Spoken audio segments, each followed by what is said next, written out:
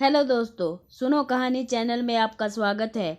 आज मैं आपको भगवान विष्णु के पहले अवतार की कथा सुनाऊंगी। चलिए कथा शुरू करते हैं। भगवान विष्णु को सृष्टि का संचालक माना जाता है। भगवान विष्णु ने सृष्टि के उद्धार के लिए 10 बार अवतार लिया है।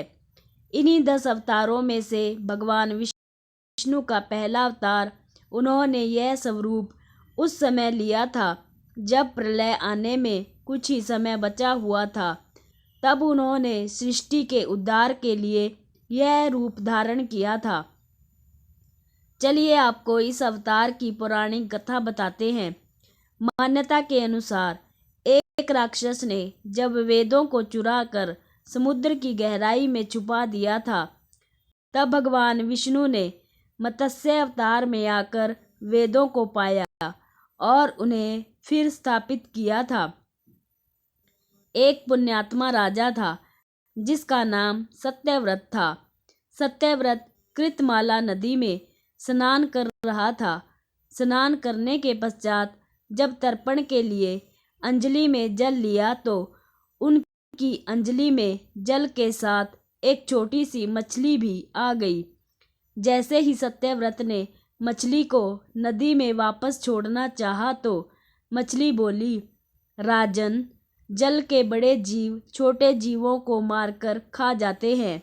मैं छोटी हूँ, कोई बड़ा जीव मुझे भी मारकर खा जाएगा।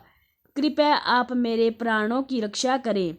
ऐसा सुनकर सत्यव्रत के हृदय में दया उत्पन्न हो गई और उसने मछली को जल से भरे हुए अपने कमंडल में डाल लिया। एक रात में मछली का शरीर इतना बढ़ गया कि कमंडल उसके रहने के लिए छोटा पड़ने लगा। इसी तरह राजा जिस भी पात्र में उस मछली को रखते वही छोटा हो जाता और मछली का आकार बढ़ता जाता।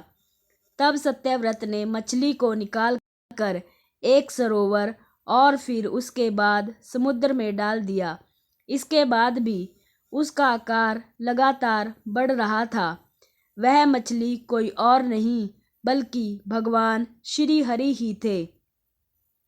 मत्स्य रूपधारी श्री हरि ने उत्तर दिया, राजन, एक दैत्य ने वेदों को चुरा लिया है। जगत में चारों ओर अज्ञान और अधर्म का अंधकार फैला हुआ है। मैंने हयग्रीव को मारने के लिए ही मत्स्य का रूप धारण किया है। आज से 7वें दिन सारी पृथ्वी पानी में डूब जाएगी। जल के अतिरिक्त कहीं कुछ भी दृष्टिगोचर नहीं होगा। आपके पास एक नाव पहुंचेगी। आप सभी अनाजों और औषधियों के बीजों को लेकर सप्तऋषियों के साथ नाव पर बैठ जाइएगा। मैं उसी समय आपको पुनः दिखाई पड़ूंगा और आपको आत्म तत्व का ज्ञान प्रदान करूंगा। और 7 दिन बाद प्रलय के दौरान मत्स्य रूपी भगवान विष्णु प्रलय के सागर में दिखाई पड़े। सत्यव्रत और सप्तऋषि गण मत्स्य रूपी भगवान विष्णु से प्रार्थना करने लगे, हे प्रभु, आप ही सृष्टि के आदि हैं, आप ही पालक हैं और आप ही रक्षक हैं।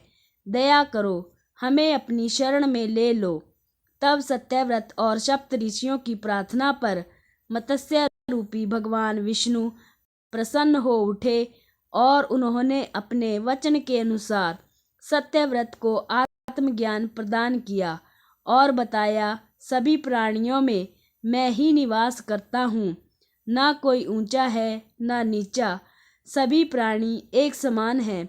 जगत नश्वर है, नश्वर जगत में मेरे अतिरिक्त कहीं कुछ भी नहीं है। जो प्राणी मुझे सब में देखता है और ऐसा करते हुए अपना जीवन व्यतीत करता है, वह अंत में मुझ में ही मिल जाता है। मत्स्य रूपी भगवान विष्णु से इस प्रकार का आत्मज्ञान प्राप्त कर सत्यव्रत का जीवन धन्य हो उठा।